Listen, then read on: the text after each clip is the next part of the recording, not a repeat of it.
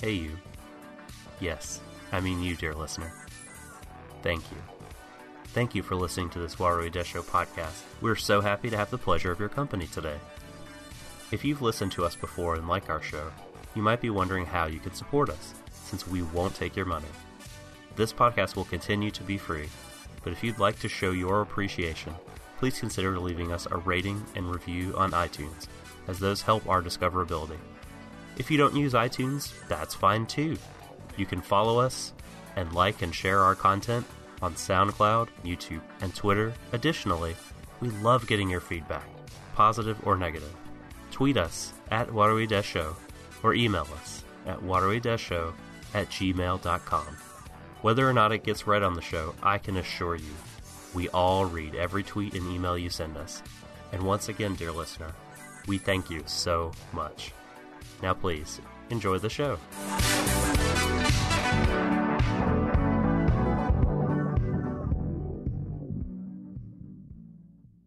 Warui Deshou.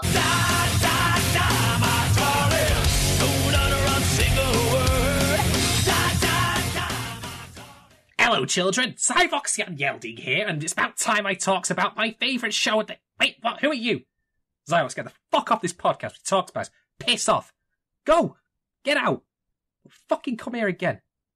Jesus. You know, aliens who interrupt out of nowhere just plain suck, don't they? Bloody aliens out of fucking nowhere. Anyway, welcome, ladies and gentlemen, to Warui Deshou's Stream of Thought, covering Darling in the Franxx.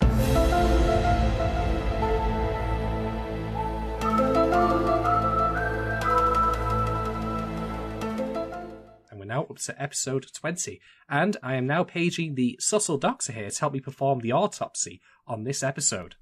There is a cavernous wasteland where the soul of an anime fan used to be.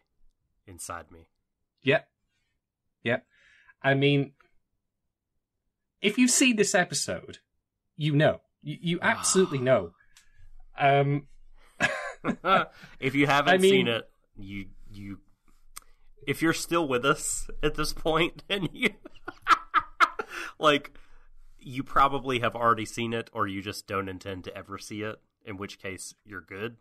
But if you sort of want to watch it but haven't watched it yet, go watch this first, because stuff happens.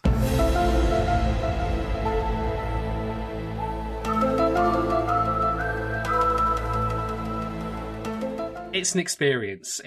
It's one of those things that, you know, needs to be seen to be believed. Well, I mean... No, actually, that's a lie. Yes. But also, it's been kind of done in some other anime that this show has cribbed from. These sort of things have been done, and done so much better. Mm-hmm. I'm squeezing my Agresco stress ball so hard right now. Can you think, Doc, of any show that has just so utterly, like, you know, fallen apart so dramatically like this? I mean... Well, there was one last summer that tanked pretty hard. This structure, it's referred to as a kata. Or was it last spring? You're right. And... But it's just a different sort of thing. And it kills me a little bit, because, like, the stuff that happens in this show, like, in isolation, is stuff I really like. There's so much about it that I'm like, okay, like, these are the sorts of, you know, events and twists and happenings and movements that I enjoy in anime, especially sci-fi anime, especially super robot anime. But I just don't, it's not good here. I don't like it. And part of it has to do with the execution of those things, and part of it has to do with, it feels so out of left field and haphazard. Like, it's not, this just is, if not what the show was trying to do. I thought it was trying to, like, do other things. And if this is what it had in mind, they should have, like, not spent so much time on dumb bullshit earlier. They should have actually foreshadowed it at all. we'll get to the idea. There's so much I want to talk about the idea of, plot twists and foreshadowing, but we need to actually get to that point first, and there is stuff that needs to be discussed before that comes around. It just didn't feel like the kind of show. Like, it just didn't feel like this absurdist super robot show. Like, part of it, my reaction to it, just my first gut reaction was like, I felt my stomach sinking into a black hole. Because I was just like, what? This has not presented itself or built itself to be this sort of show, this sort of Gunbuster, Diebuster, Gurren Lagann sort of bonkers show. It's too serious for that. It takes itself far too seriously to even approach the kind of tone that those shows want to convey. Okay, we'll get to that. We'll get to all of it, folks. Please bear with us, because this is like the Chinese finger trap of an anime episode. And me and Doc, we're going to struggle to get free, but we're going to do it. We're going to get through episode 20 of Darling in the Franxx, A New World.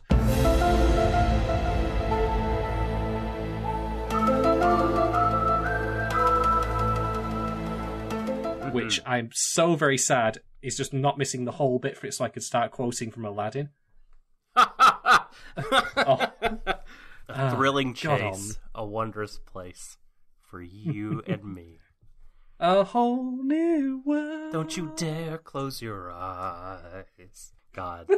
Listen, I watched Aladdin. I mean, I can't even tell you. I wore out a couple of different VHS copies of Aladdin when I was 8 years old. That movie was my fucking jam. So hey, Aladdin is still pretty cool. I do have all the songs memorized to this day still. That's amazing. Man. But you know what? Listeners out there. This has nothing to do with Aladdin, by the way. This show has upset me so much. I really want to wash the taste of this particular show out of my mouth and watch a super robot show with Shadon for this podcast, and so we can watch a fucking good super robot show. Yes. Send in ideas. I have a few of my own. I've been really wanting to, for instance, go back and visit David Major's favorite, Razafon, among others. But please, send in ideas, because my brain is a bit addled by this thing that we're talking about. Yeah, watching this episode was like sniffing glue. That's really what it was like. It was that confusing, that, draining, that, it just did me damage. and I agree, we need a palate cleanser. And the thing is, just to add to what Doc said there, if you've got suggestions, I'm more than happy to settle for just simply a bombastic show with good action. Mm-hmm. I don't need it to be something super heavy or super, insightful or exploratory of various themes. If it's just constant, bombastic, super robot action, that's great. Because here's the thing, right? We finally got to more robot action in this episode after so many of absolutely nothing. And guess what? I could not give less of a crap. I know. It was just such a going through the motions at this point. It was just, I'm done. And please keep suggestions to shows with 26-ish episodes, 36 episodes or fewer. The thing about a lot of, especially older super robot properties, is they tend to be super long. And I'm not up for doing another billion episode thing for Stream of Thought. So, yeah, something. And it doesn't have to be super short either, but just something that is not more than a couple cores would be preferable. But yeah, man, I have to, as you said, cleanse my palate after this, because this is breaking me. This really hurts me. Okay, so onto the episode itself. Doc, can you tell us who... Well, actually, no. I know who made this. It was, it was some sort of rampant AI in Google's servers. It was the YouTube children's programming algorithm. I can't. There's no way human hands wrote this. There's no way. I mean, Nishigori, the lead, storyboard, whatever his name is, the series composer. Director guy, yeah. Mm-hmm. Yeah, I mean... Mr. Director Man person guy. I just really expect at one point for his face to, like, you know, retract. There's just like a little alien pulling levers inside the, you know, the cavity of his head. Because I cannot fathom how any of this was written by a person who's at least read one book or watched one TV show in their entire life. I mean, you could be Timmy aged 3 putting fan fiction of Superman on your parents' fridge, and you've done it in Crayola, and it's better than this. Nishigori-san, what's that zipper on the back of her neck? Zip? What? It's a lizard! What have you been smoking? He's a lizard!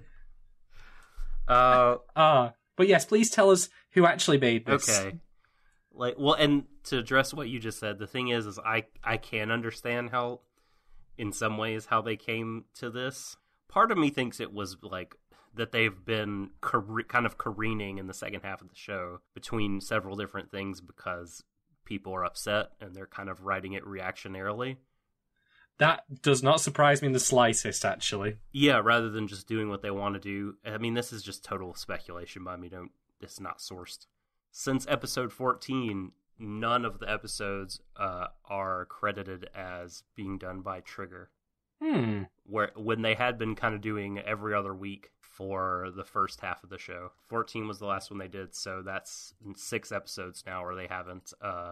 At least they're not credited as the main office of production. Make of that what you will. I will, actually, and I'll just say this. I understand, again, as we've noted many times before, that this show has its back against the wall. We've had 2 special episodes now. One was Golden Week, the second was not. There's no way the second special episode was not made in order to kill for time. I can't fathom why they would have done it otherwise. That being said, as always, I am willing to accept, you know, that the animation might suffer in places or certain technical points. There's a particular shot of Strelitzy in this episode when it sets off down a corridor, and it's just literally a single still frame of Strelitzy being moved from right to left, like it's been tweed through Flash. It looks bad. It looks really, really bad. Mm-hmm. But I'm very, very sorry to say that my patience for making excuses for this show, for its writing and how the writing contradicts itself in the same episode, in the very same episode, or multiple episodes for that matter, like, I'm done making excuses for that. The writing should be the easiest bit of creating this. Like, Nishigori, whoever's writing these scripts, you know, if they're sitting down and they're putting a couple of hours into it, you know, I understand that they're pressed for time, but they're nowhere near as pressed for time for the people actually animating this. That's impossible. I can't fathom that would be the case. So I'm sorry, but my sympathies lie with the people making this show, and now if Trigger, as you say, are flying solo on this one, I feel all the worse for them that they're stuck with this, that they have to see this thing out, this tortured, you know, creation. I think it might be the opposite. It's mainly been Cloverworks. 5 of the last 6 episodes are Cloverworks. One is A1 Pictures. Trigger hasn't done anything since 14. So I feel like their involvement is probably, you know, more minimal. Granted, you know, Masahiro Otsuka was the writer on... sorry, not Masahiro, Masahiko. Excuse me. Apologies, Otsuka-san. Otsuka Masahiko was the writer for the last episode, and he's a Trigger person. So I'm not saying that they have nothing to do with the show, but... Or nothing to be blamed for certain. Indeed. But, like, yeah, I mean, there's just an unevenness, it seems, to the accreditation. But I don't know, like I said, make of it what you will. I mean, it's going to be really interesting to go back through and look at this stuff once it's all over. Maybe read some interviews, figure out what went wrong, where, like... Yeah. How it, you know... And maybe Franxx might retain a little bit of historical value for that reason, because as far as co-productions go, this has got to be one of the worst in recent memory. It's a disaster. And yet, I again have to say, because I place a lot of emphasis on this and a lot of weight and value on it, if your script is crap, it doesn't matter how on point or how tight your production schedule is. For sure, totally. It does not matter in the fucking slightest. You cannot spin, you know, a yarn from shit. You can't. So when you've got stuff, like I say, in the very same episode that contradicts itself... Tell that to EA. Don't Unraveled. Command and Conquer... Command and Conquer Rivals felt like an affront to my childhood. Isn't Command and Conquer going to be a mobile game now? This is what I read. Moving on. No. We're not talking. I've got to focus my anger. Okay. I've got to focus it. All right. Okay. So who? Thought criminal Nao Takahashi. Thought criminal. Yeah. Wrote this one. Again, credited with at least half the scripts. I have a question, right? When writing this episode, do you think he had one bottle of whiskey or two? Oh, this is a 2-bottle. This is a 2-bottle, right? This is a brown bag double fisting episode. Okay, we've laid that out early. And the director is a lady by the name of Miyuki Kuroki. Miyuki Kuroki-san, whatever the honorific is. Yes, I know that you're not probably going to hear this from your fellows, and particularly not from the gentleman who wrote this episode, but I'm just going to say it on their behalf. I'm so sorry. I'm so very sorry that you got saddled with this. I mean, there's nothing really wrong with the direction of this episode. In fact, there's one or two bits that are okay, although that being said, there is one bit that's particularly egregious, but that's a storyboarding thing aside. So, you did fine. We will not look unfavourably on you. It's entirely the fault of the person putting pen to paper. I am so sorry. Wikipedia has a typo spelling her first name as Miyoki instead of Miyuki.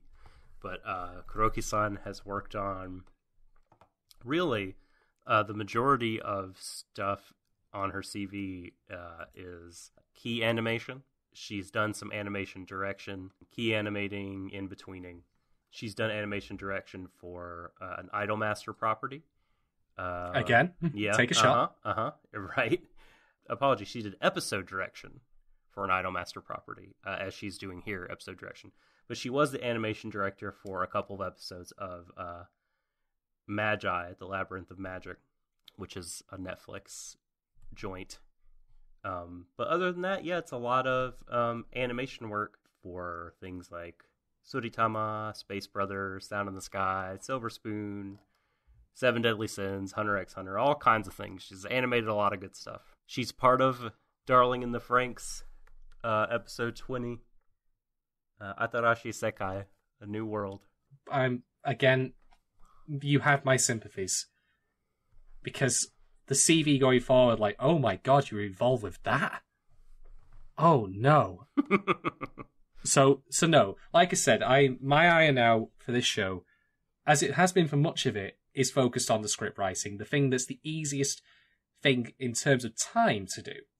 And I, again, have to say, like, thinking back on how far we've come with this show, if it had just been simply a bombastic super robot show like what we were saying before, I'd have been totally alright with that. I'd probably loved it. I'd have really enjoyed it.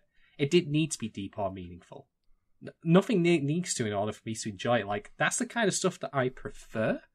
But that doesn't mean I can't enjoy, something that's just like pure entertainment. Pure, bombast, pure energy. Well, from the very beginning, though, it sets the table with, like, weighty things and issues.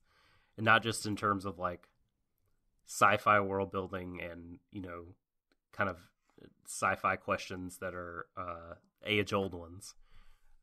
It sets the table with gender politics and things like that. That it just, it really tries to punch above its weight. It just doesn't have the chops to handle any of that stuff well. Nope. And this episode is the proverbial throwing in the towel thereof on attempting to have anything to say, apart from something which we'll get to, which, well, it's a repeat of something that made me really mad previously, and I'm glad to see that at least Franxx is being honest with everyone now about it. Good.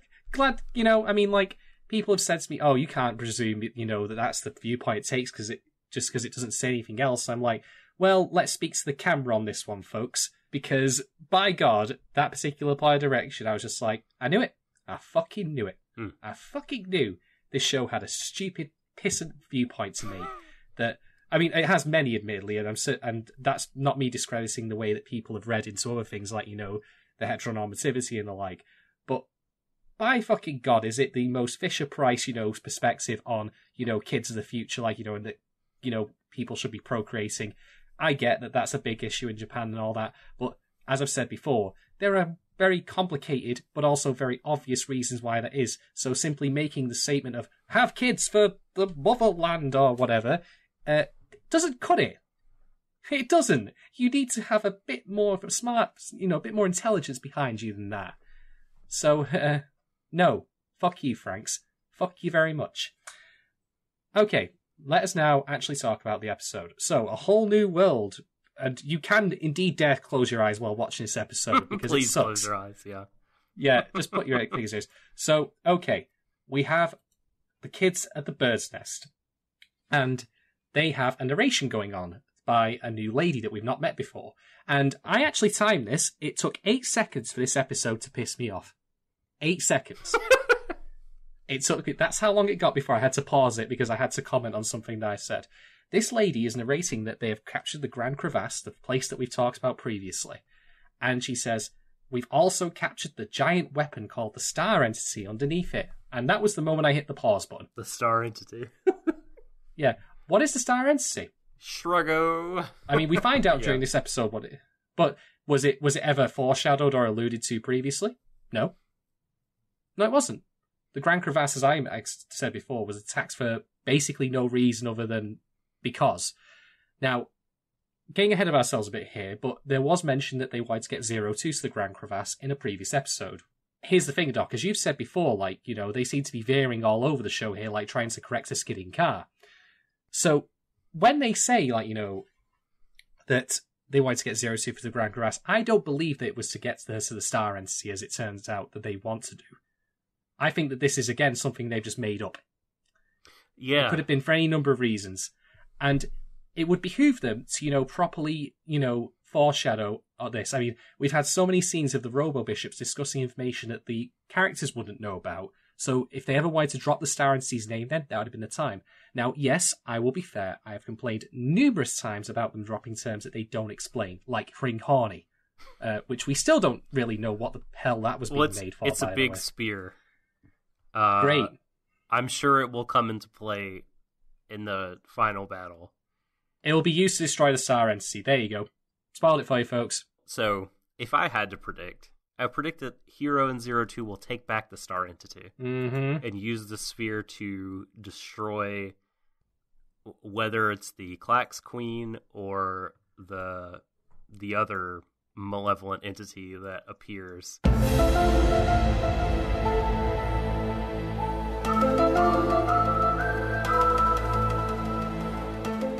The good kids will use it to right the day, right the wrongs. I reckon that the Klaxosaur Princess, Sarah Kerrigan, is going to die early, and it's going to be up to 02 to take over where she left off.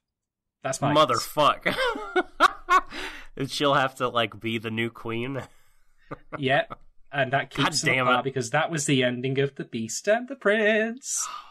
I was going to ask you what the last page was because she refers to it in the first half of this episode. I'm like, I can't remember what the last page was. There's also 4 minutes of Hero and 02 talking about, like, the future and all that, and by God, like, I was just like, nope, someone gonna die. Like, Death likes the show again. We've said it many times, but this was 4 straight minutes of it.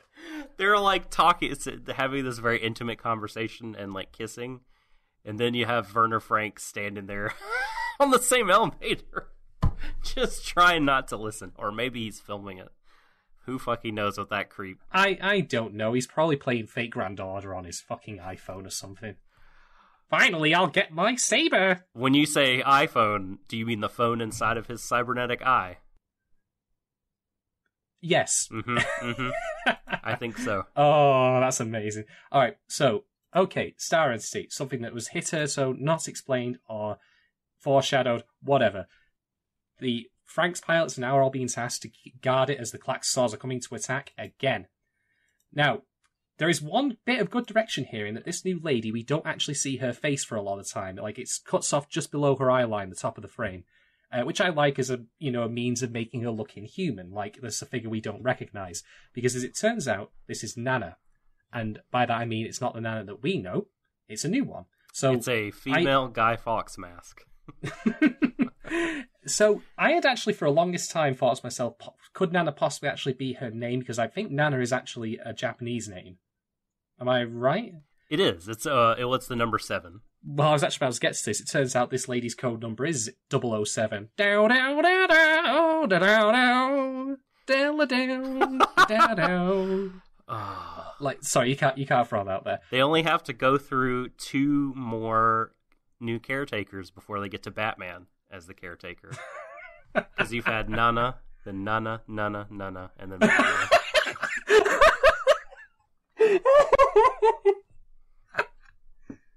That's the best. That is. I've been outdone. I can never. That is peak. We peak Sarah on Warui Deshou, folks. That's the best fucking thing I have ever heard in possibly my entire. Steal all my jokes from Twitter. Hey, it works. I have a question about this lady though.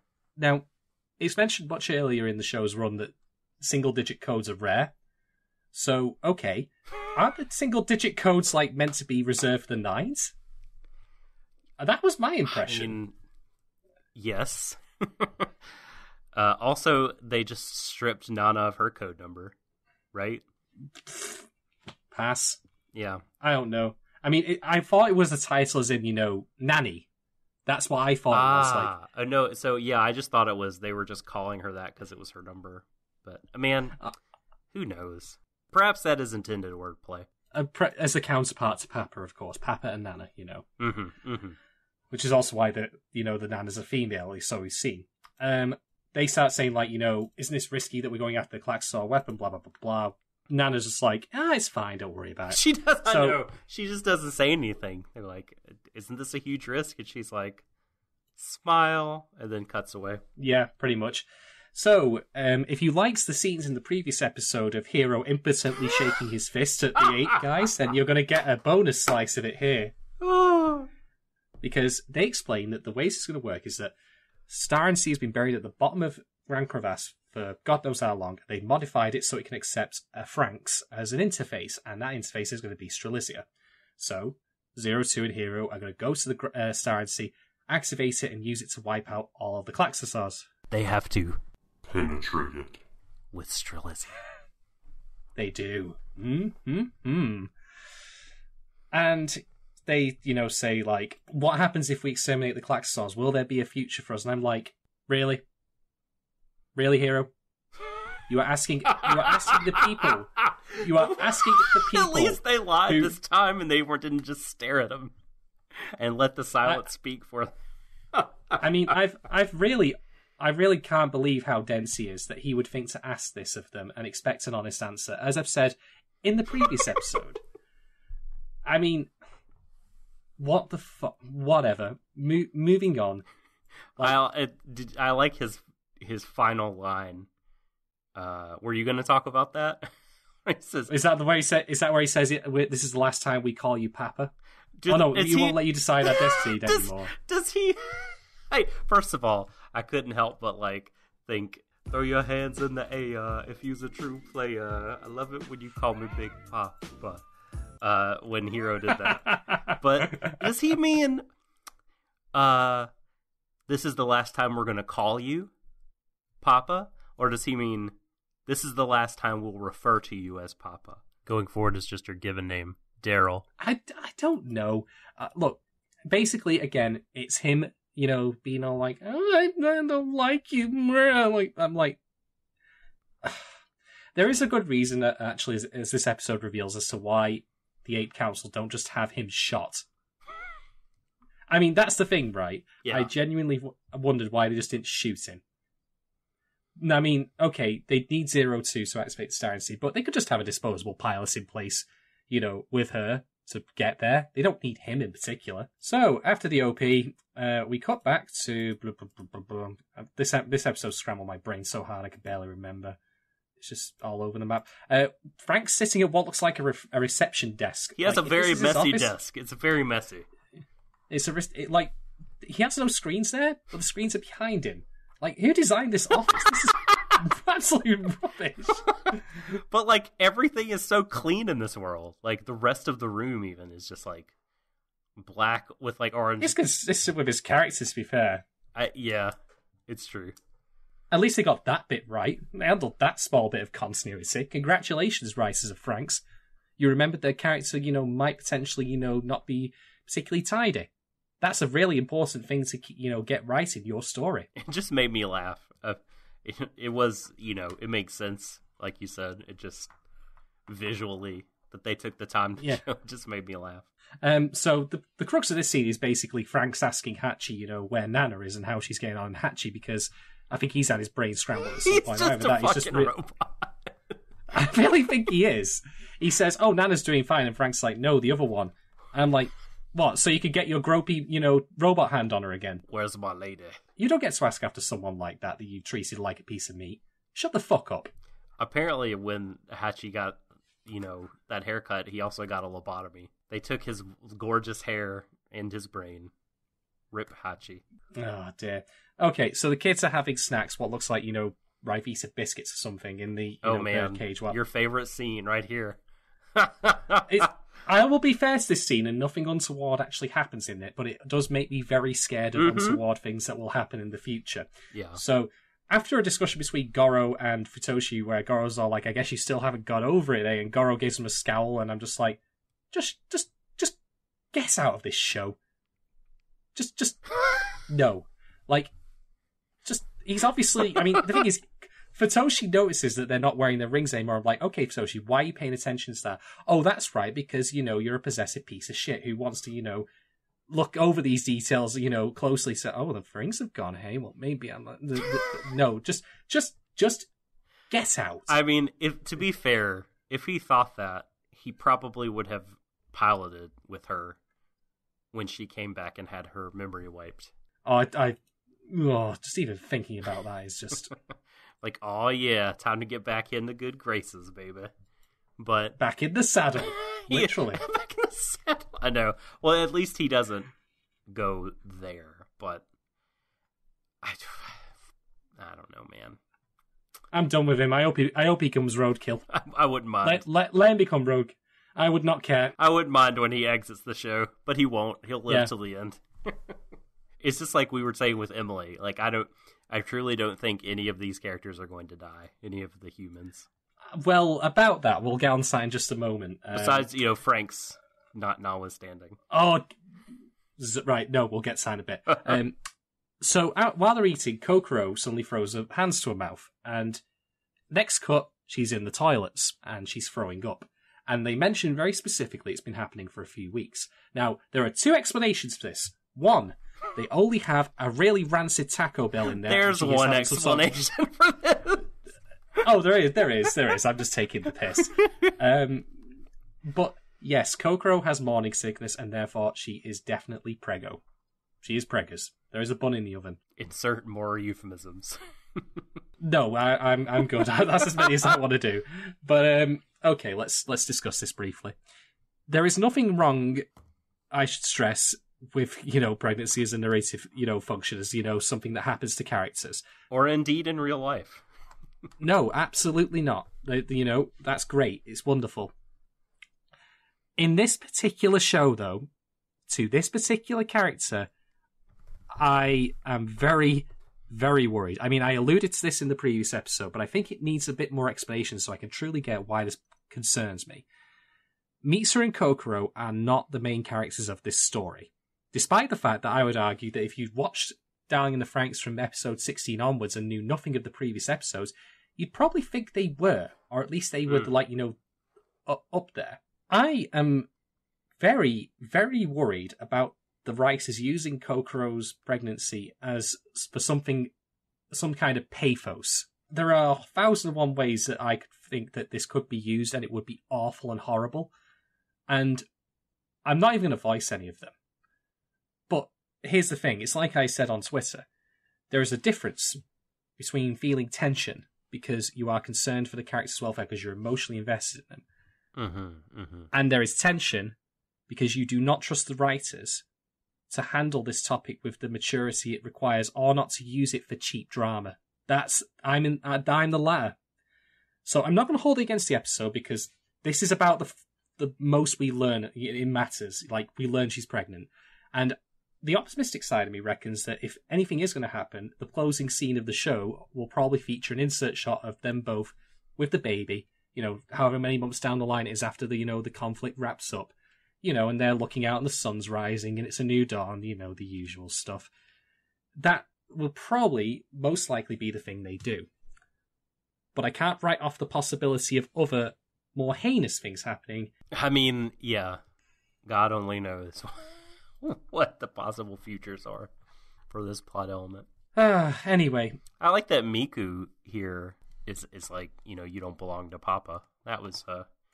That's a nice sentiment, and in and of itself, and also, like, could possibly create an interesting tension between her partner and she. His illusions have been recently shattered, but I mean, we've seen that the show likes to flip-flop with how zealous he is. I think Miku's going to probably come out as the most likable character. I mean, or one of the most. Yes. And who would have thought that? I mean, what has actually happened to Miku in the show? Or how has she changed as a character? Nothing. She hasn't. Nothing has happened. She just plays off other people a little bit. That's it. I mean, I can go through the other ladies and say, like, Ikino revealed to Ichigo that she's gay. Oh yeah, she's great. I like her. She trumps Miku, I think. But here's the thing, right? At least something has happened with the other female characters in the show, even if it's token stuff, or, I mean, like I say, 02 stuff. Yeah. Kokoro, she's up the duff. So Ichigo still rules. Ichigo, yeah, she's had player stuff going on with her. Hasn't really done anything for a couple weeks. Actually, can I just throw something out there that I just realised? Ichigo's the team leader. Why is it Hiro who's speaking for them so often in these, group meetings with Ape? Because the writers don't know what they're doing. I mean, and apparently they're just, it's nothing now for, like, Hero 02 and this guy, Dr. Werner Frank, who they didn't really know from Adam until recently, to, like, get together and call Ape. Just happening all the time. Weird. Yeah, if someone told me that the reason that Ichigo has had such a background presence for the past, like, couple of episodes is in response to people sending rubbish the way of the production staff as a result of episode 14, I would potentially buy that, and I would also be incredibly saddened by it. Because if there's one thing you can say about episode 20 is that it kind of puts, the idea in your head that maybe they are being reactionary with their writing. Because there's the twist later on.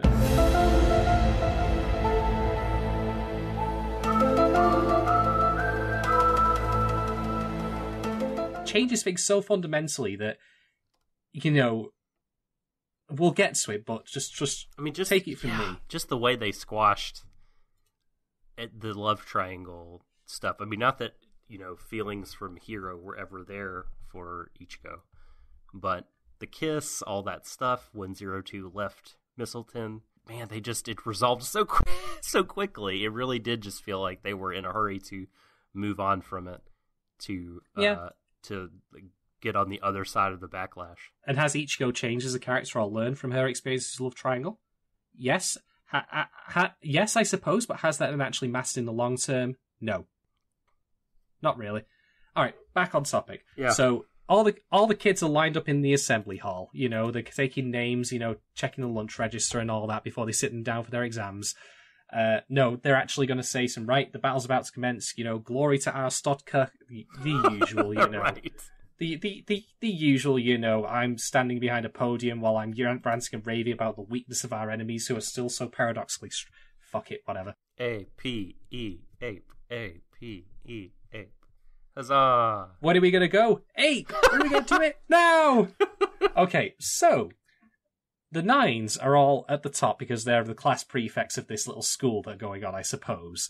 And 9 Alpha, spots our group of heroes in the crowd who stick out like sore thumbs because they've got this, the different coloured uniforms. And what follows is a scene that You know, I described the Nines as cartoon villains before, but this is going to the next level because there's nothing that this following scene accomplishes, with the exception of a certain framing bit that I'll get to. But insofar as what it tells about the Nines, it makes them out to be like snidely whiplashed, like, you know, Dick Dastardly level of villainy. If 9 Alpha had a mustache, he would be twirling it. Before all this, by the way, isn't there, like, when all the kids are gathered, they show, like, outside the auditorium, and in kanji it spells across the screen D-Day? Oh, you're right! D-Day! When you've creatively bottomed out, and you can't even... I mean... God. I suppose on some level you could argue that because what we learn later, the Klaxosaurs are not quite so evil, and therefore, you know, that they're invading, but they're not crossing a body of water to get here, and it's not a beach that they've invaded. No, fuck off. Why? If it was K-Day, that'd be something. That would be something. Klaxosaur Day. But no, it isn't. Just Green Day would have been better. Fucking Green Day would have been better. Just... I was pissing myself with laughter when that came, but I can't believe I forgot about it. Midori Day. The Franxx, the show, has not been very good with, you know, subtitling its locations, as we'll get to in a bit. When, you know, the show reaches its nadir, literally and metaphorically. Yes, they go to the bottom. Literally. But yes, the Nines come in, down the corridor, to chase it with our heroes, and they make 2 statements, and I thought... Wow, 9 Alpha, you have not got a self-aware bone in your fucking body, you useless little pipsqueak. Because he says, wow, you guys stuck out like a sore thumb. And I'm like, 9, mate, you are wearing red jumpsuits and you were at the very front of the auditorium. You could have been spotted from another country. Like, are you a fucking idiot? Like, someone making that as an insult when they themselves are guilty of it is just... It's just laughable. What do they do? Like, do they just adopt a, like, different posture, and then the other 9, the green-headed one, says, like, look at you, you're so aggressive, like a bunch of animals. You're so openly hostile. You're, like, so openly hostile. Like guys, they shifted their weight.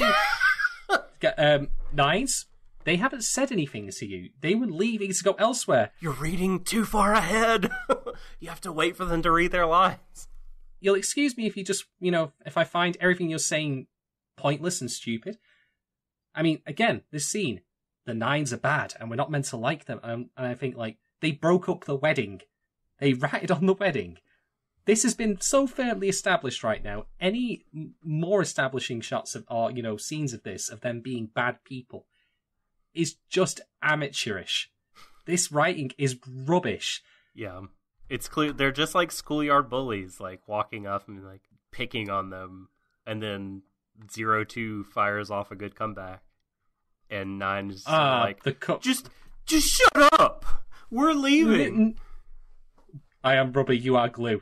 That's literally the level of insult trading that's going on here.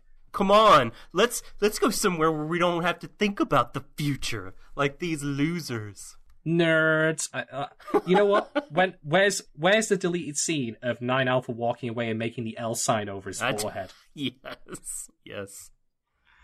Okay, so 02 does indeed fire back with a retort, which is that these guys are better than you, and they've got their eye on the future. Now, ladies and gentlemen, I am going to gloat a little bit here, because I was right. Or at least I still feel very strongly that I was right. Mm-hmm. When I went off on one really hard in episode 17 about Franxx the show, postulating that the only future, you know, that one can reasonably have is one that's defined by having children. That's your way to, like, make your mark. Yes, that is correct. Yeah. Is to have a kid. This was your argument. Yes. This was my argument. And in this scene, as 02 is uttering the line, which goes against something like, these kids have their eyes on the future. Now, I put pause in there because after that pause, we cut away from 02 to Kokoro. And the camera angle of this is lowered down so we don't see most of Kokoro's face, but it's framing her body and in particular her belly area. Bear in mind the info we learned before. The framing combined with the words that Zero Two is speaking here, very specifically in my mind, state that by eyes on the future of, having children. Info, by the way, that Zero Two is not privy to.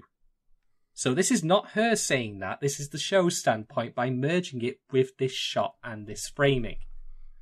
And yes, there is the argument, as before, that the show, shouldn't need to offer alternatives, to make that case. Like, we can still believe that there are other ways to leave marks on the future. Well, this is a feather in your cap, though. This is a pretty strong piece of evidence here. What they're doing, more or less. I don't know if subliminally is the right word, but like they combine, as you said, the line with that shot to bring home the point. And I mean, I think that makes their case actually kind of strong. And even if they're not like saying the most like extreme, like, I don't know, extreme version of what you thought, like, it still does seem like they are. It still makes it feel a little bit like icky propaganda in some ways, like, have your children for the fatherland sort of stuff. Mm-hmm. Like, this is what you need to do. This is what good guys and gals do. Yeah. So I'm going to very quickly go over again what I said in episode 17. First off, fuck you, Franxx, you piece of shit show. Go fucking burn for that statement. That was a direct quote. No, well, I'm just more glossing over and embellishing what I said. But secondly, I am very aware that Japan has a birth rate problem. I know about it. Like, aging population is a problem in a lot of Western countries. I get that. People are having less kids. I get that. Franxx, to me, as a show, feels like one of those trite, bullshit fucking millennials are ruining the world fucking headlines as an anime show by making this kind of statement. Millennials aren't having kids because blah, blah, blah, blah, blah. As opposed to, actually addressing the real issues here. Why people aren't having children. Yeah. How about we get a fucking propaganda anime that pressures governments into lowering the cost of medical supplies for hospitals, universal health care, free health care, I don't know, some fucking, to make kids affordable to have. As a person who's had 3 of them, they're very expensive to have in this particular Western democracy called America.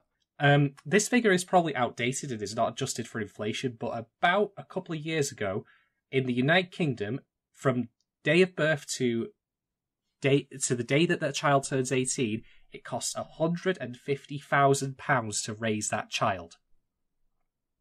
To the parents. £150,000. Now, I could very well be misquoting that, and there are probably, specifics to that give it a more nuanced edge to it. But Franxx making the statement that having kids is great, and then not actually, examining that or, discussing any of the issues surrounding that, why in our modern world we are not having as many kids as we used to, is just utterly, utterly shambolic. This is, I'm getting more and more fond of this word because I feel it's got quite a bit of venom to it. Pathetic. It's fucking pathetic that it can throw this statement out there and not actually then offer anything to go with it. This is a level of reasoning barely beyond elementary school. This show's stance on, having kids are great could fit in a single tweet, as opposed to, actually being anything meaningful. And that's even disregarding, as I've said before, that is offensive to people who cannot or do not want children. Yeah, I feel the sting of that now, as with the framing that you've talked about, and like pushing that, like, this is how you ensure the future of humanity. This is how you are fully exercising your humanity and being the best you can be. That's a pretty exclusionary view of things, and it sucks. Yeah, it does. And I'm going to make a prediction here now, right? 02 has said that she can't have children, so... Is something going to happen that miraculously opens her womb? She's going to die. You think? Okay. I think because she's been cursed to be sterile. she's going to die because by this show's measure of what the future is, it's the ability to have children, and since she can't be a part of this new future that's coming their way once they get this conflict over with. So by that logic, she is going to die. And yet, I am going to bet you the coda of the show will be that it will then reverse on this and say, but she did change the future through her actions.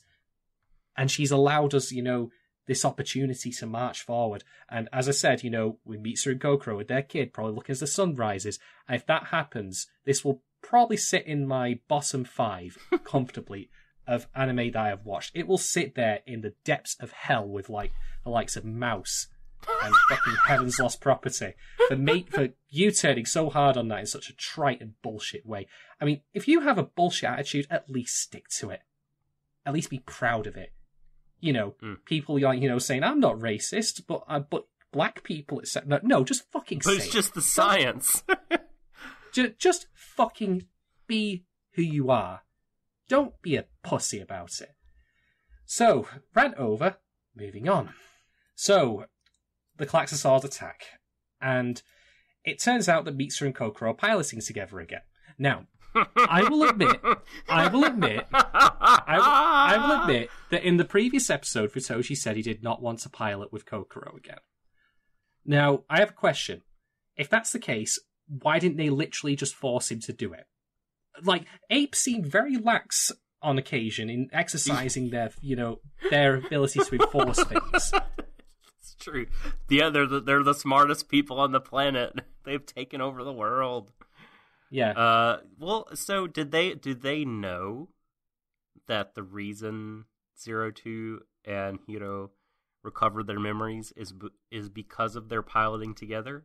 Is Ape aware of that? I know that clearly Squad 13 is aware of that, and Nana is aware of that. But Nana, as we know, is not exactly the most faithful employee. The thing is, as you said, they're the smartest people on the planet, supposedly. So when Hiro let that slip, because he's an idiot, they should have figured that out. You're right. Yeah, touche. Correct. They should have figured that out. How else would they have done it? How else? So, indeed, as the battle goes on, Mitsu and Kokoro start calling each other by their names. Keep calling by names again. I admit, if they did pair them with anyone else, that might still have happened, because, of course, if, say, Mitsu and Kokoro paired together... Sorry, Futoshi and Kokoro paired together again, heaven forbid, they would still have shared memories.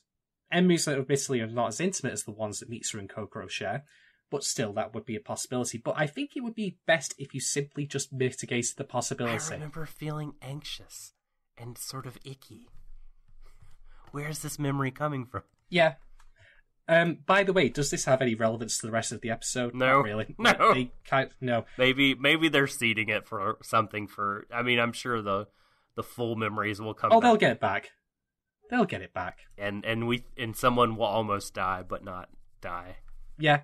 But to be fair, Ape does have a reason for not really giving a shit about any of this. Although, that being said, I just question why they would allow these kids to run free in the first place, given their ultimate plan. They should have just shot them. No, really. With what we find out later of their master plan, the only people they need to actually enact this are Hiro and 02.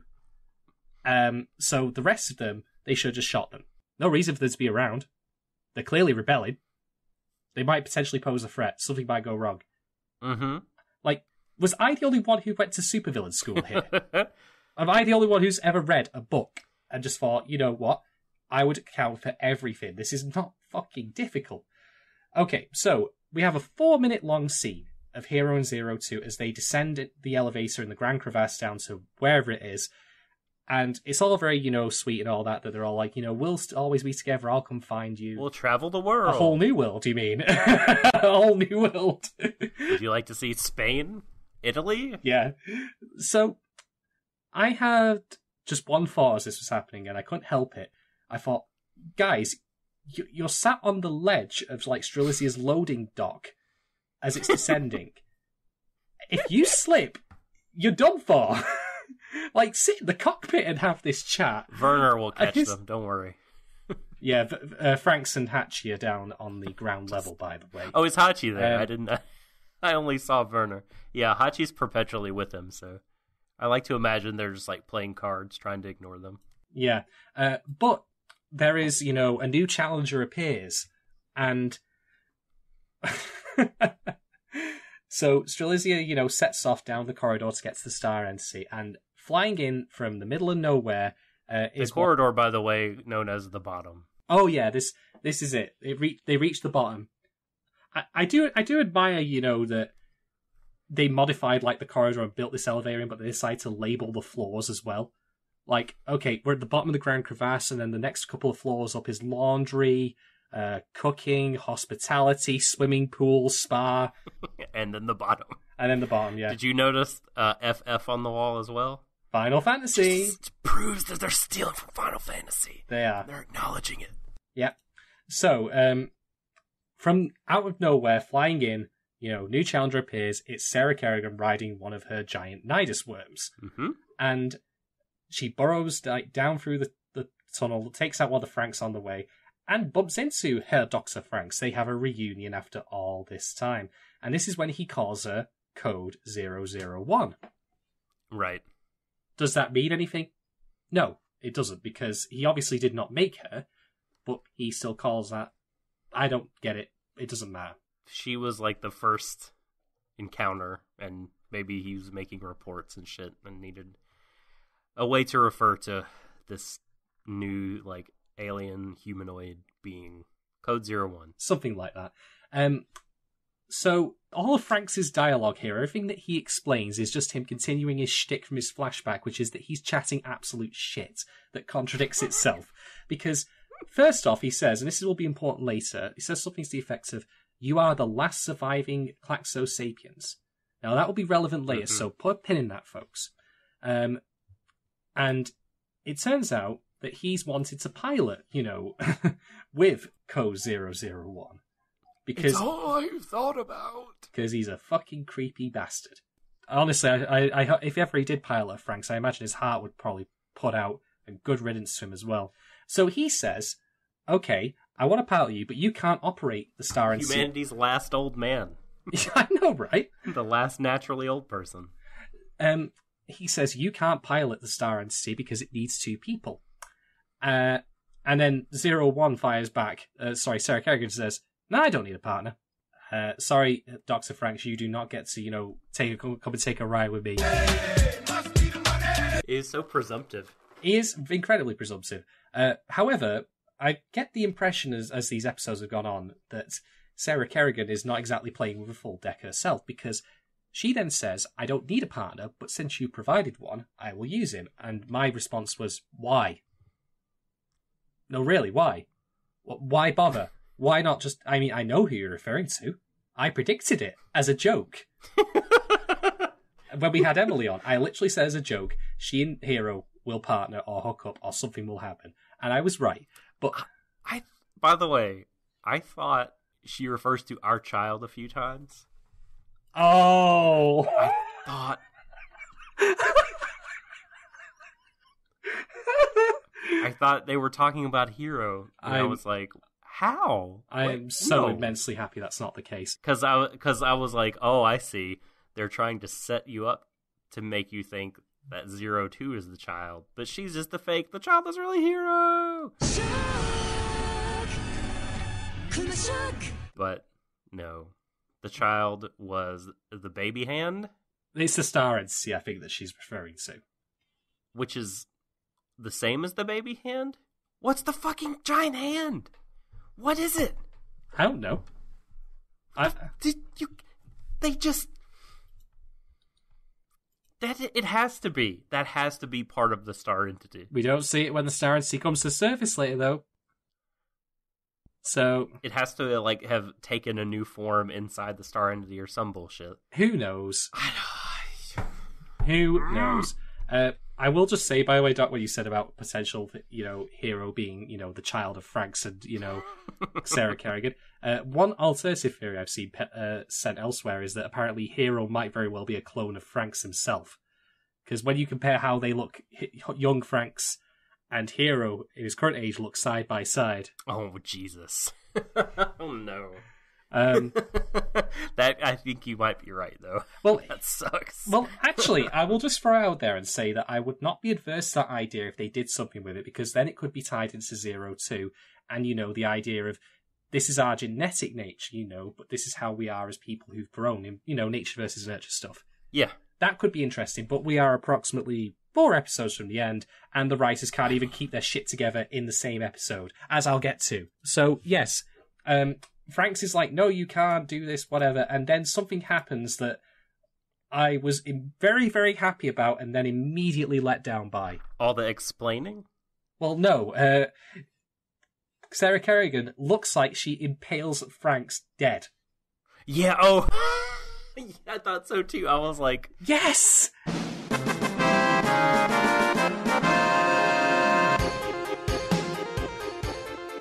He's reaching out to her and oh yes, she killed him. Woo! No, she just pinned him down. Best girl in the anime, and then no, she's pinned him down. And then she's off. You sinful man. I do not need a partner. Yep. But since you've provided one, I will use it. Swish, swish, swish, swish, swish. So she goes off in pursuit of Strelitzia and eventually does catch up.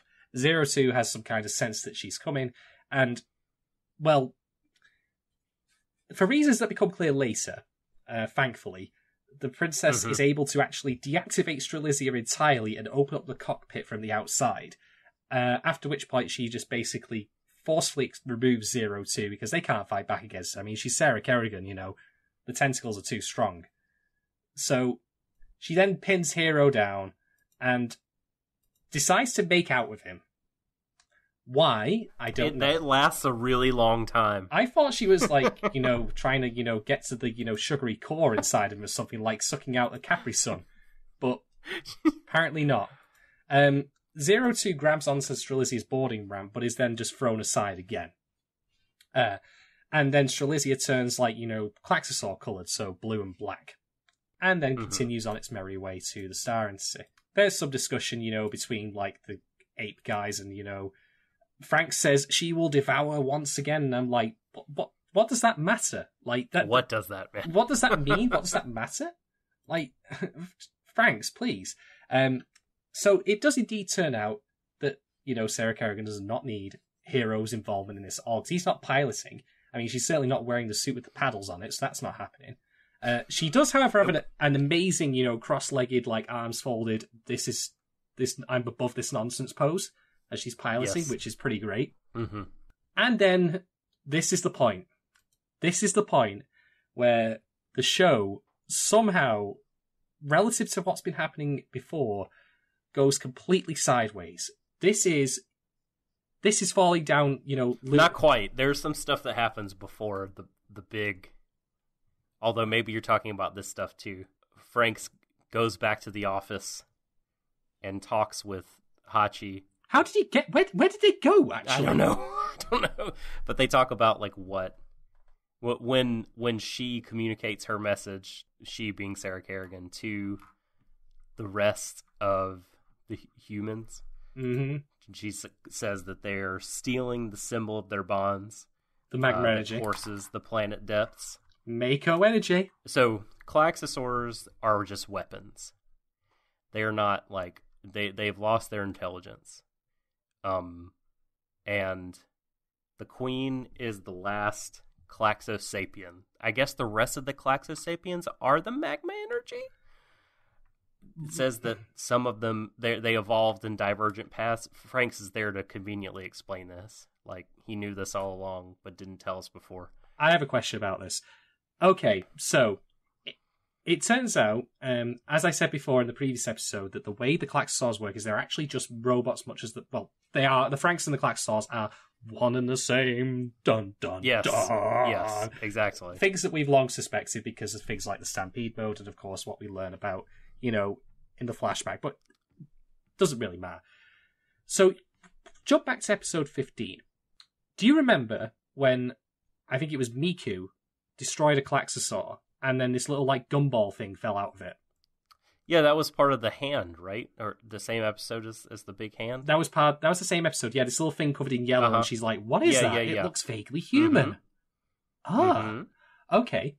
So it turns out that Klaxosaurs are piloted much like Franxx's are, with a guy and a girl. And that the goal, the humanoid-looking thing looks like it might have been like crystallized magma energy. Yeah, I have a question. If Franxx, by his own declaration, says that, the Klaxosaur princess is the last surviving Klaxosapiens, then who the fuck are the people piloting the other Klaxosaurs? They're the energy beings the Klaxosapien race evolved into. So wait, you're meaning to tell me that the magma energy is indeed Mako because it does contain the souls and the consciousnesses? Oh, fucking Jesus. I think so, yes. I think it is them. But not like disembodied. There is no body. That's just what they are.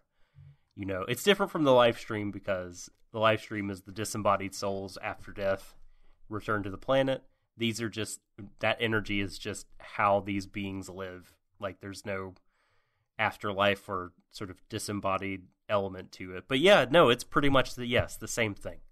At least this is my reading of it. I could be wrong, but that's how I understood it. And then, the Klaxosaurs they're like a weird weapon made out of the corpse of a dead male and a dead female.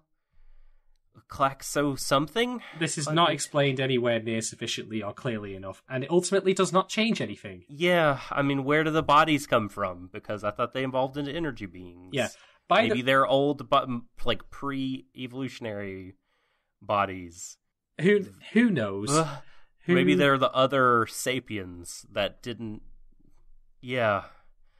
I think that they're from the Klaxosapiens, but where are they coming from? How are they making new ones continually if the queen has been the last one for a long time, which is what seems to be the case? Answer on a postcard, folks. Just don't know. But yeah, they try to finish up some world building stuff. And the Franxx are the same. If Dr. Franxx somehow figured this method out. Maybe we are not so different after all. Right. But imagine the Franxx, not Franxx, the Klaxosaur pilot. It's one thing if you are a human and you're piloting two dead aliens. It'd be like a human piloting something made from dead bodies, dead human bodies. That's just fucking weird. I don't know. I don't. It's got to feel a bit weird. I mean, maybe it's very much like, we're like sort of using all of them, like they sacrificed them so they gave their life, but their usefulness to the race will continue on because we will use their corpses to make weapons to fight they who shall not be named yet.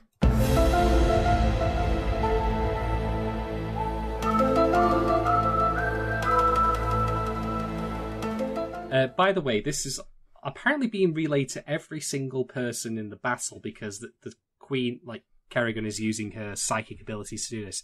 This leads to an amazingly goofy shot of our other heroes filling in each other's sentences as they go along.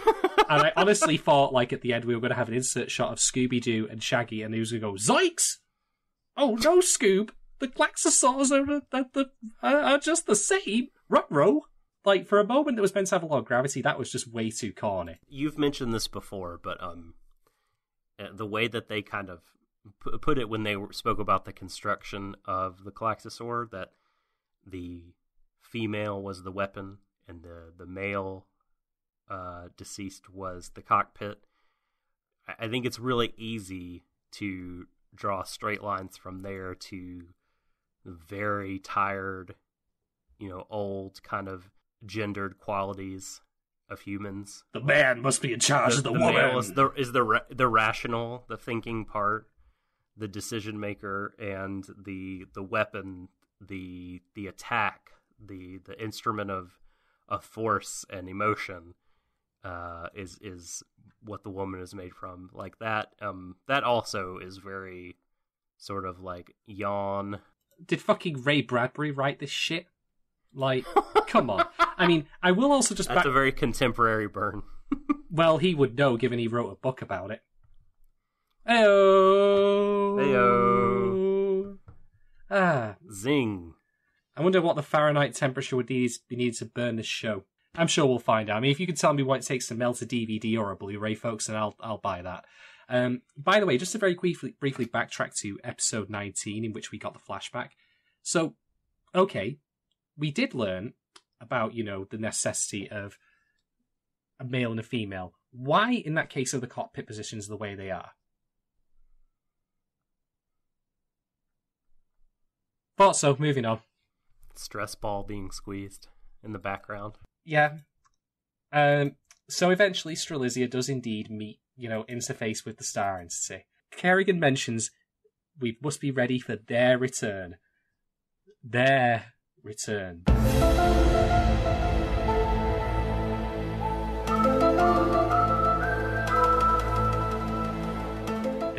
This mysterious end. So, what are you talking about? And it turns out the true enemy in this show, after all this time, is Space Beetroot.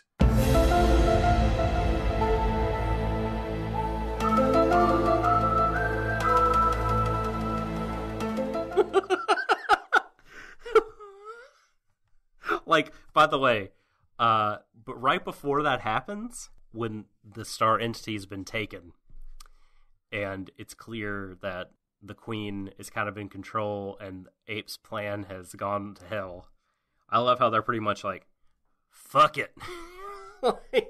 If it gets taken, we'll just go to space. It just looks like, wait a minute, what? You're just giving up on humanity? What is this about going back to your original roles? What?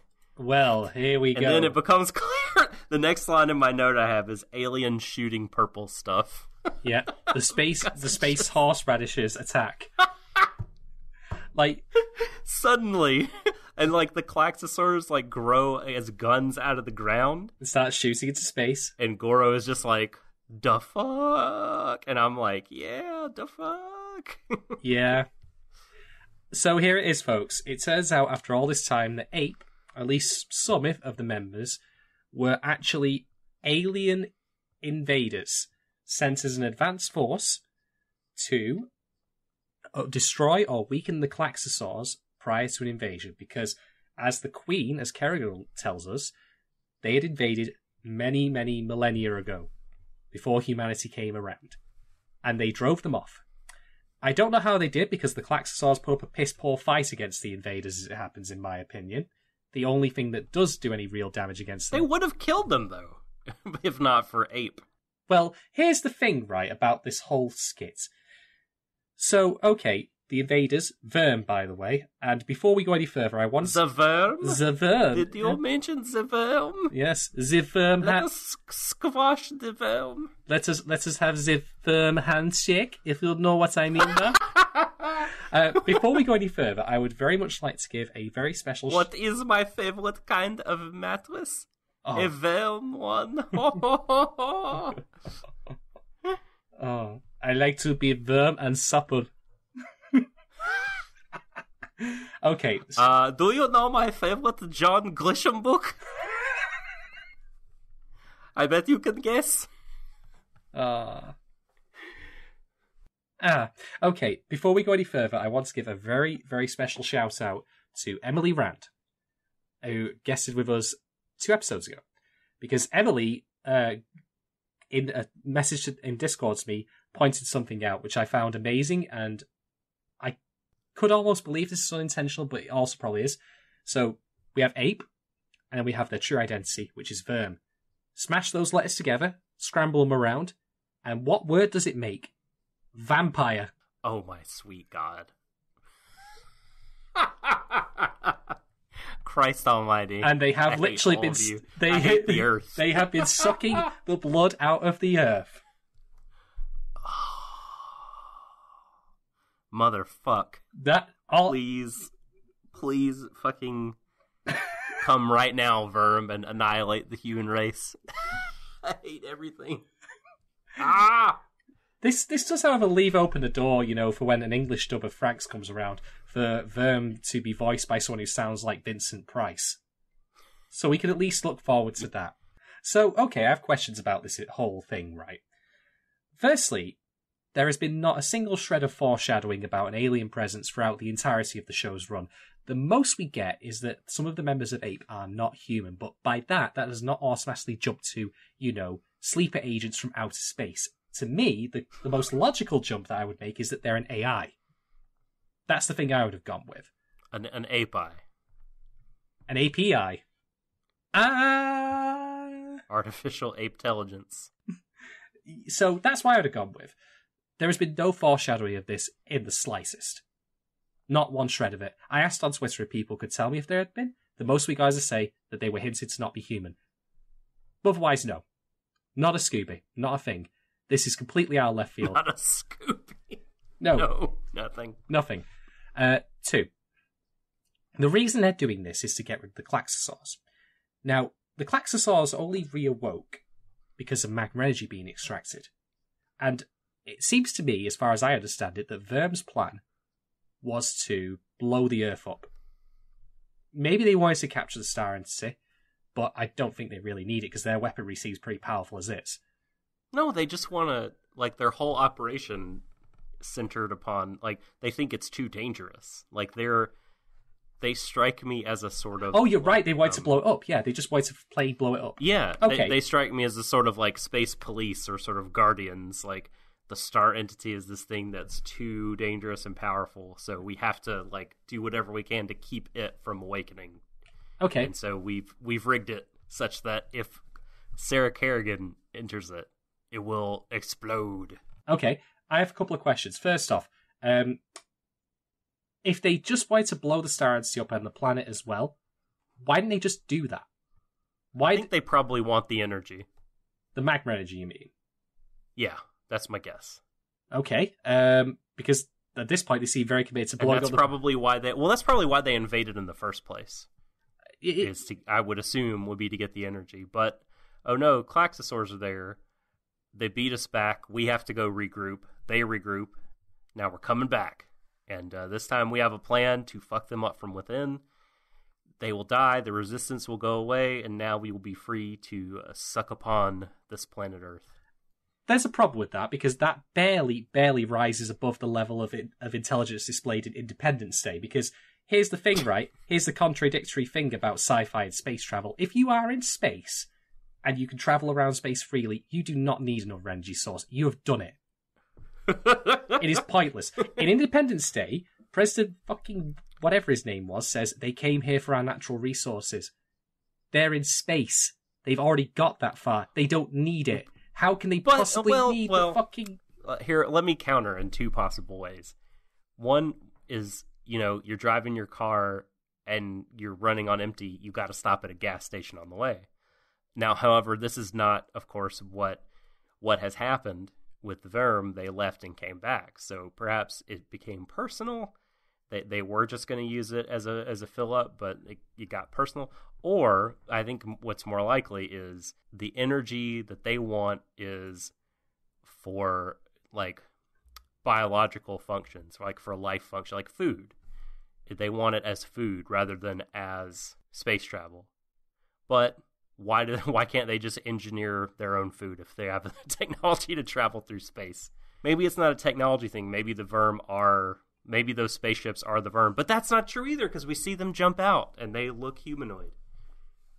Fuck if I know, man. Yeah, this hasn't been thought out. No, it does not pass the smell test. No. I mean, if you wanted to literally blow up the planet, there's a very easy, hard sci-fi way to do it, which is just to drop the moon on it. A bomb? Drop the moon on it. There you go, job done. This, come on, guys. However, Sarah Kerrigan does not get off scot-free on this either. So, okay, I have a question. If Sarah Kerrigan was always capable of activating the Star Entity, because the reason that they need Trilogy for this is because they wanted, an interface that 02 could use. But I did not catch a single hint of, the Star Entity simply, having been unable to use prior to this point by the Klaxosaur Queen. So my question then is, if the Star Entity has no immediately, known way that it wasn't working, why didn't she just use it to wipe out humanity? It's the most powerful weapon she has. Why not use it to blow up the plantations? I got nothing. There are so many plot holes in it. There could be a million possible reasons, but we're just not given any indication. It's one of those things that makes it all feel so slapdash. Yeah. When you said it wasn't ready, you were right, as in it was introduced in this episode. Exactly. It conceptually had not been thought yet. No. The idea had not been birthed in the mind of the writer. The most we ever learned about why they were going to the Grand Crevasse was to get 02 there. We never learned anything beyond that. So literally, they must have thought to themselves, oh shit, well, we're here now, we've got to think of something. No, fuck it, whatever. I mean, I feel like what we came up with would have worked and been pretty standard, but would have worked. You could have done some good drama from that. But the Verm is like this whole new deal. But I guess this, like, and I think we're going to get into this, maybe now's as good a time as any, the fact that ape are just Verm, which is what is revealed next. There's nothing under those robes.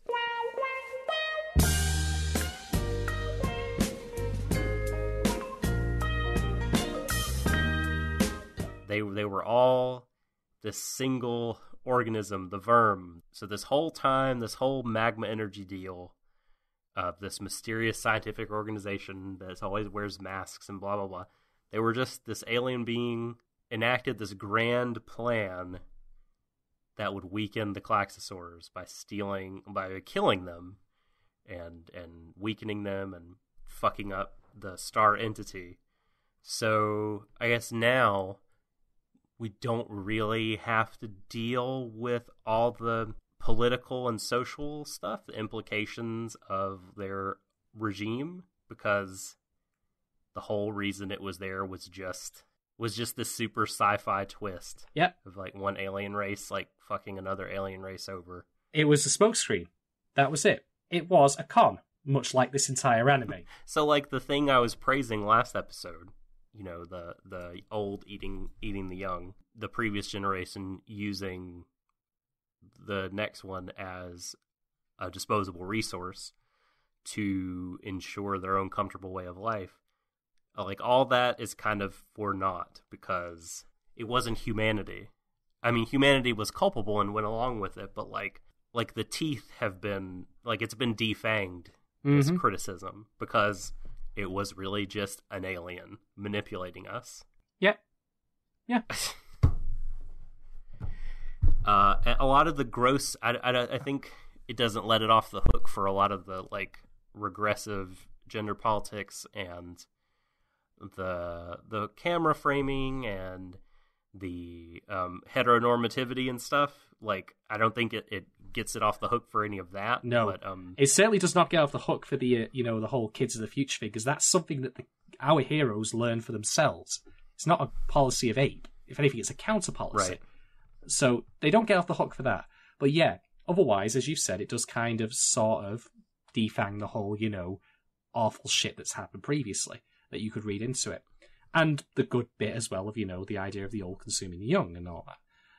Yeah, that's that which is what I think was a good thing about the show. But like everything like that, I don't know. It's hard to know where to begin. I don't even know. Well, the thing is, Firm are just doing all this, as we've said, to just achieve their end goal of getting rid of the Klaxosaurs, getting hold of, the sweet honey trove inside the earth or whatever it is, And the thing about, the whole idea of dystopia is that when you do horrible policies like that, or horrible things like having children be disposable soldiers in war, it's because you genuinely believe in it to be the morally and ethically superior choice.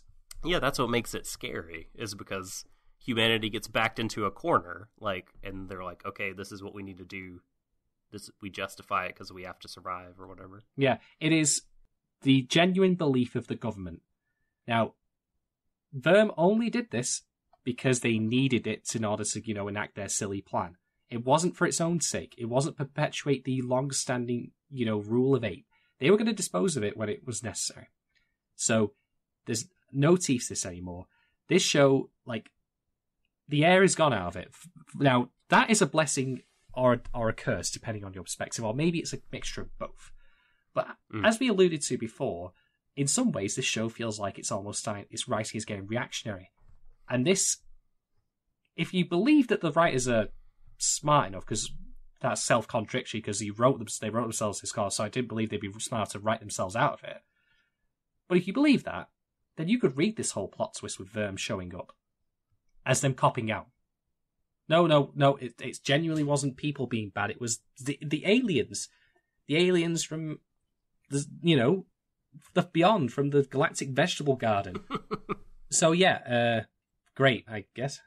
It certainly gets them out of trying to make a coherent point, like out of all the muddled mess that's happened and seemingly kind of contrary notions flung around and half-baked ideas and not fully formed thoughts that the show has like tried to utter and put out there.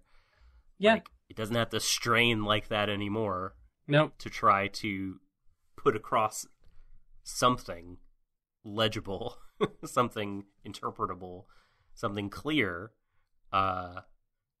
It just is now, like you said, it just feels like it giving up in a lot of ways. Writers have thrown their hands up. Fuck it, I'm done. I'm going to the pub. That's it. Which, like you said, you could see that as a blessing.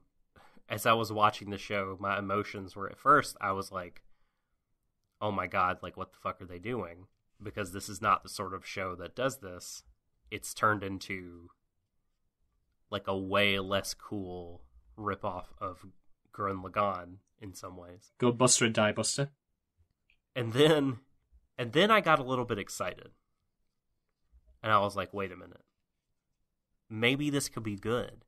Because it's going to abandon all of sort of the pseudo-intellectual trappings and like political references and utterances and just be a fucking robot fight. It's like, yes, like, it's just going to be purple lasers versus blue lasers. Star Entity versus the Invaders for 4 episodes. Humans have to figure out where their loyalties lie.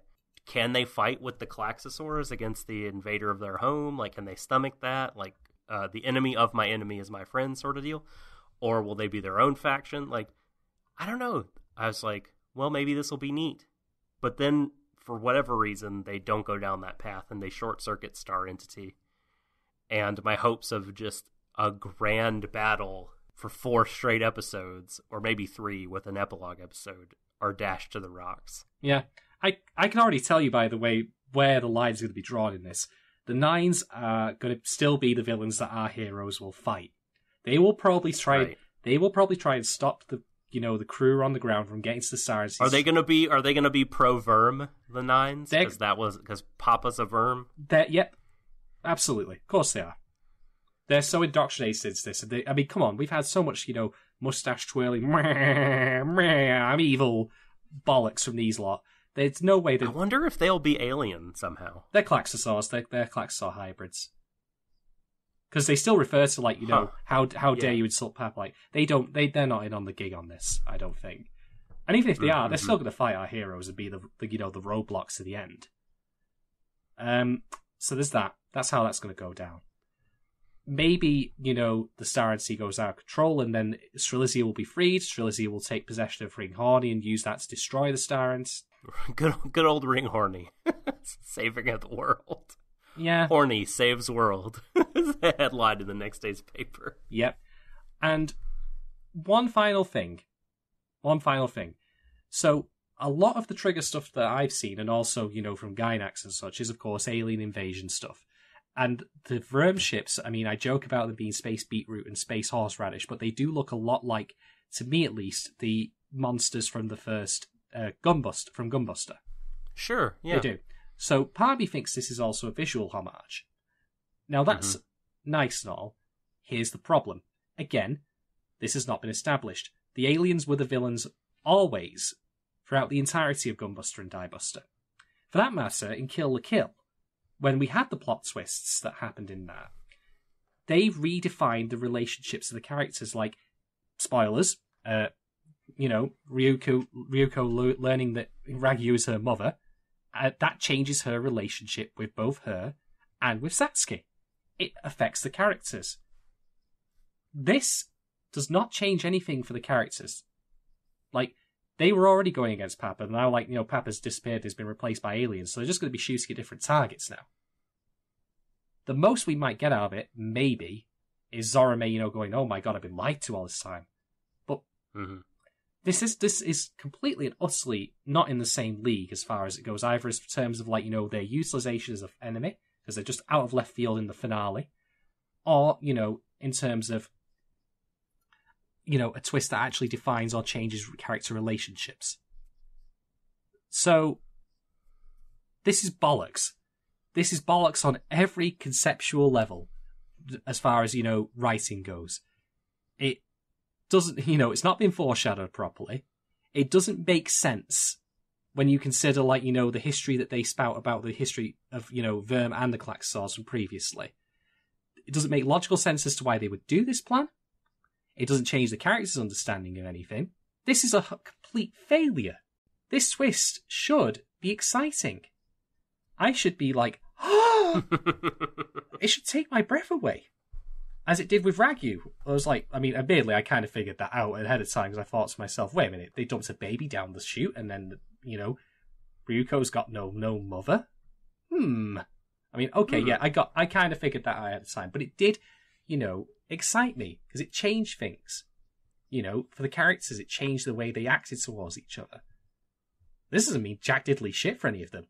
They don't know who Verm are. Like you said, it might mean that they have to fight alongside Sarah Kerrigan. It might mean that they have to fight against the Nines. That was a given. That's been a given for such a long time. I know, but you, to be fair, it is a relationship change because of the world change. They've not liked the Nines for ages, though. It was like...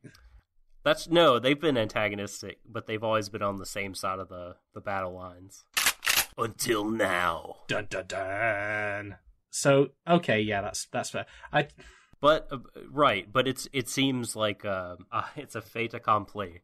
It really feels like, you know what I mean? Like, as you say, it's been a given in a lot of ways. It doesn't change kind of the interpersonal relationships very much at all. Like, they just get to really unleash on each other.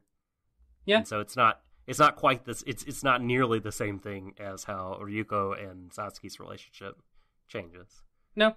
That was a very dynamic shift. Hell, very substantial. Yeah. I remember from Kill la Kill when they did their joint transformation for the first time, and all they did for that, trigger that is, was use the same canned animations of them transforming, with Senketsu and Junketsu, side by side, so they had to squeeze it in the, in this aspect ratio, with the same song playing. And I still felt a massive surge of excitement because because the context had changed, because they were doing it because they were now working together. This was, two incredibly powerful characters, Satsuki, is just a fucking chess master. And Ryuko's just I don't care who you are, I'll knock you the fuck out. And now they're coming together. And I was super pumped for it, even though it was the same canned thing I'd seen many times before. So that's how good that twist was, and what it did. This could not give less of a toss about it. I have nothing more to really add about this episode. I know, I feel like a deflated balloon. Yeah. Really. I have nothing more really to add. Okay, we've described what happens. Yes, the Star Entity is, short-circuited by Verm. They're going to blow it up. Whatever. 02 has survived, but is bleeding out as she walks down a corridor. By the way, I very strongly get the impression from the way this is shot. I don't know what the technique for this is, but generally speaking, you want to have a continuity of direction. And when I say that, when Strelitzia was travelling to the Star Entity previously, the direction was from right to left. 02, as she is walking, while bleeding out, is going in the opposite direction seemingly from the way it's framed, because she's going from left to right. So you're going the wrong way, love. And the corridor is fucking huge, so she'll be in there for at least 7... She's gonna get she's getting the horny, though. She's retrieving the horny. From where is it, though? How does she get to it? It's a great question. Also, I feel like the Verm might have it, since they are the only ones that talked about it and developed it. Yeah, they have no idea what it is. I don't fucking know. Also, the Queen gave an arm injury to someone else. I wonder if we're supposed to draw parallels or whatever. Granted, she didn't bite her arm off, but I feel like whenever the Queen gets violent, someone's arm starts bleeding everywhere. Why is 02's legs or arms broken from that height? She looks like she's been, mauled, but she hasn't. Yeah. Whatever, she's going to heal from it. She's got a healing factor, it's fine. So... It's fine. Yeah, it's fine. It's fine. It's fine. Alright. So, that's it, folks. That's episode 20. A whole new fucking world. But same shit, different day with this show, I'm very sorry to say. Yeah, just yet another time, last episode was super bad, but just during this episode, I got a little excited and then deflated once again. The show's very, very good at deflating my excitement. Mm-hmm. So, Doc, in the end, what score would you give to episode 20 of Darling in the Franxx, the new world, brave new world that it is? I'll give it 1.8 hornies out of 5. Fair enough. That's the most granular score we've ever given on this show, actually, if I remember correctly. No, there's been a decimal point. I feel like I've given something a 3.25. That sounds like there's an episode of MMO Junkie. Yes. Oh man, you remember those days? When the bad episodes were still 3 out of 5. They were so much fun. I love that show so much. Before we discovered its before we decided on our difficult second album. This is our Elfin lead to our Kyusugiga, basically. Just in a weekly format. I feared that would be the case, and it's now true. But well, we can all go up from here. As for me, I'm going to throw everyone a curveball. I'm going to give this episode a question mark out of 5 because it was so utterly incomprehensible.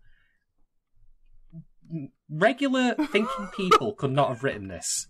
This show has been written by trilobites, or by amoebas, or aliens.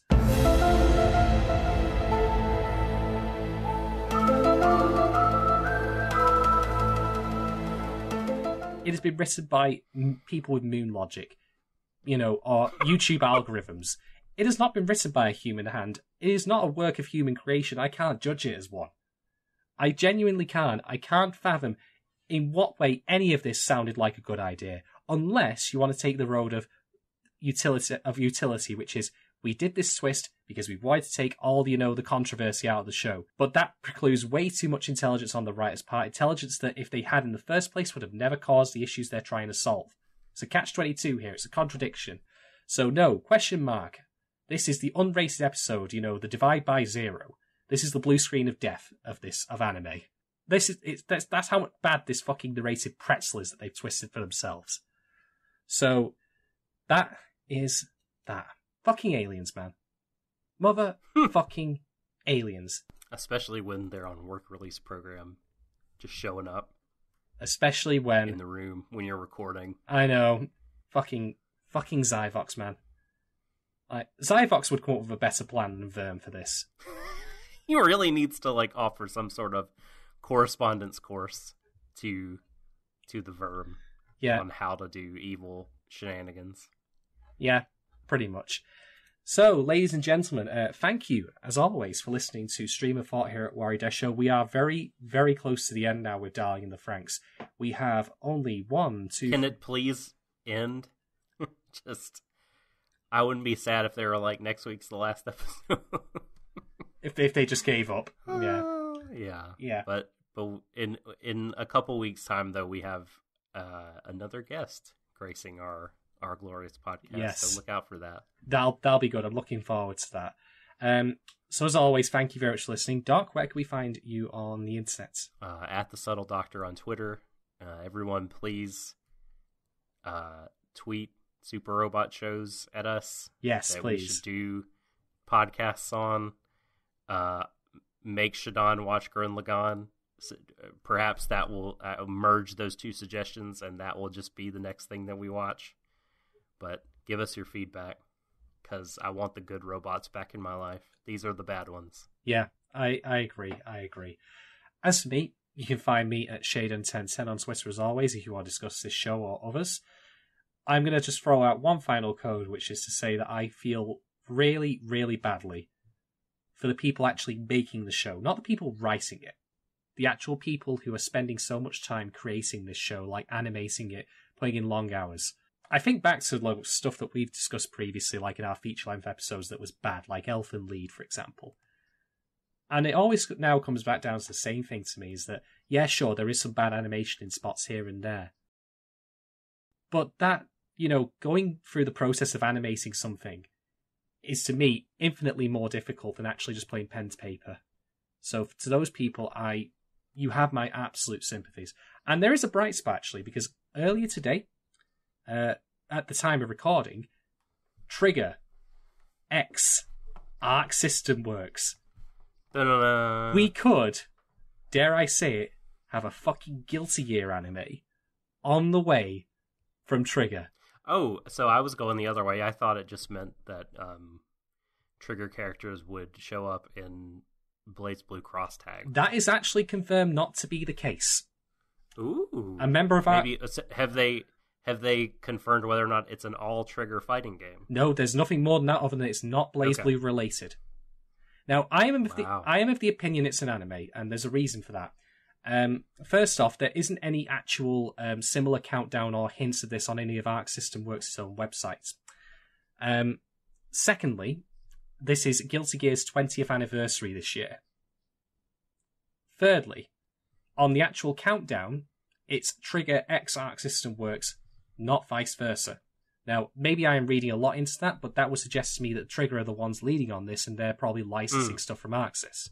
Now, whatever this ultimately turns out to be, I'm happy for it one way or the other. I cannot think of two companies that should have partnered up before now, apart from these two. Their sensibility suits each other really well. And hey, if it does turn out to be a kill fighting game, I mean, you, Doc, and I have seen those fan-drawn pictures of Kill fighting game, the ones with Mako backhanding it. I will be a day one Mako main, folks. It will happen. Because that would be amazing. That would be an incredible game. And hell, if they wanted to throw in some Little Witch Academia and Space Patrol Ludico characters, I wouldn't be sad. Yeah, just keep Franxx out of it. They wouldn't be able to do that anyway, because unless they had 0-2 They'd have to pay A1. They would have 0-2 No in it, thanks. perhaps, maybe, but that's a push. But yeah, so there is a light at the end of the tunnel for Trigger at the very least, and that being said, I'm going to curb my optimism a little bit. But until that